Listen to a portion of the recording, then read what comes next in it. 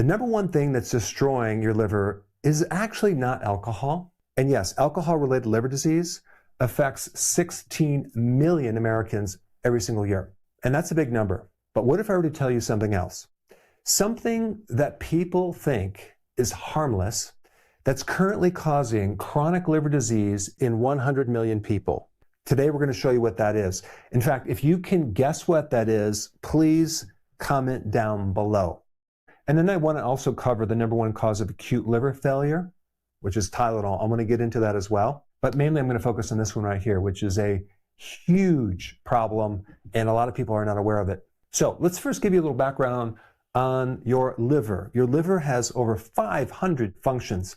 It's not a place where you store toxins. It takes a toxin or a poison and it turns it into something harmless through a whole series of actions. One of the most powerful compounds in the liver is called glutathione. Glutathione is your protection, your bodyguard. You also have another system of fat export. So this whole system keeps the fat out of the liver, but everything you eat, everything you breathe, everything you put on your skin eventually ends up in your blood and your liver. I mean, even the lotion that you put on your hand, you know, in about a few minutes, it's like gone. Where do you think it goes? It gets absorbed, it's right in your bloodstream, ends up in the liver. So glutathione is one of the key things that helps neutralize some of these poisons. But the key is having enough glutathione. I'm going to show you how to actually increase it if you're deficient. The fat export system is a very interesting system that will shuttle out this fat out of your liver and into the intestines. I'm also going to show you how to enhance that system as well, because having a fatty liver is not a good thing. So what is it that's causing chronic liver disease in 100 million Americans? Fructose. Now, before you say, well, that's just fruit sugar, it can't be that bad. Let me give you a little history. 2,000 years ago, the ancient Romans figured out how to make what's called foie gras, a very expensive delicacy of a diseased fatty liver. And how did they make it? Well, they force-fed geese dried dates. The way they do it now is they force-feed with corn and things like that. But back 2,000 years ago, they used dates, which happens to be the richest natural source of fructose. So they use fructose to manufacture fatty liver disease on purpose. And that's exactly what we're doing with our livers right now. But not with dates, with high fructose corn syrup in soda. It's actually in cereals, it's in granola bars, it's in yogurt, it's in ketchup, it's in bread, it's in thousands of processed foods. The fastest way to make a fatty liver. So let's talk about fructose and what's so unique about it and why it's different than glucose. Unlike glucose, which by the way, all of your cells can process, fructose can only be metabolized by your liver. And when fructose hits the liver, it does two devastating things at the exact same time. Number one, it activates fat accumulation. It's a fancy way of saying fructose is basically a fat-making machine in your liver. And number two, it will block the fat burning, okay? In other words, it turns off any ability to get rid of that fat. So you're making all this fat, but you can't get rid of the fat at the same time.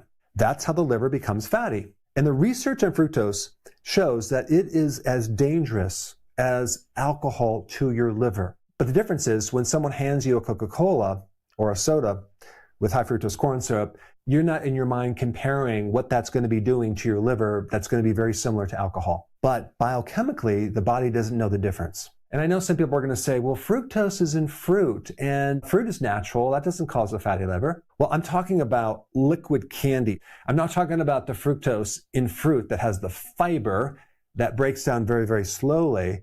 I'm talking about high fructose corn syrup in such large amounts that it overwhelms the liver. Now, what's really bad is 5 to 10% of children now have non-alcoholic fatty liver disease. And in obese children, 50% of them have a fatty liver. We're seeing children nowadays as young as 2 years old with fatty liver disease. Non-alcoholic fatty liver disease is now the most common cause of liver transplants in younger adults under 50 years old. It surpassed hepatitis C. These are not alcoholics. They're young people who are consuming too much fructose. Now, I want to talk about acetaminophen, Tylenol. There's something you need to know about this. Fructose is a slow, silent chronic killer, but Tylenol is a very fast one. Tylenol is the #1 cause of acute liver failure in the US. Fructose is the most common cause of chronic liver disease. So this is slow, this is fast, because you can end up in the ICU in literally 72 hours. Now, of course, in small doses, it's not that damaging, but it's very easy to actually consume a lot of this. But before I get into that, let me just explain what this does to your liver.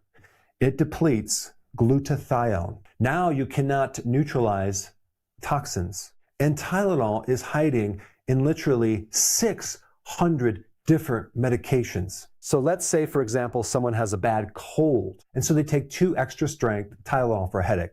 So that's 1,000 milligrams right there, okay? Then before bed, they take NyQuil, which also contains acetaminophen. And then they do this every 6 hours. By morning, you've already exceeded the safe limit. And you probably had no idea that you doubled the dose from the same drug. Or your doctor might prescribe Vicodin or Percocet for back pain. And a lot of people don't realize that both of them already contain acetaminophen. And then unknowingly, you take Tylenol on top of that because the pain is so bad. Nearly half of all serious acetaminophen overdoses come from prescription combinations. And here's the worst part. Acetaminophen has a ceiling for pain, okay? So in other words, taking more doesn't reduce your pain anymore, but your liver damage goes through the roof. The early sign of liver damage is nausea, fatigue, vomiting, which also, by the way, looks like the flu. So people might not know that, and then they take more Tylenol when they're actually trying to get rid of the symptoms from too much Tylenol. 500 people die every year from a Tylenol overdose, but 56,000 people end up in the emergency room. What's the good news? The good news is the liver is one of the only organs that has this amazing ability to regenerate, and it can heal. It can bounce back. The first thing you need to do is stop consuming high fructose corn syrup. Stop consuming sugar in general, because even half of sugar is fructose. If you have children, only give them the fructose in fruit, the whole fruit, not the juice. Fruit juice is liquid candy, okay, with a lot of fructose, even if it doesn't have high fructose corn syrup in it. Choline is a really good remedy. And by the way, guess what has the most choline other than liver, which a lot of people don't like?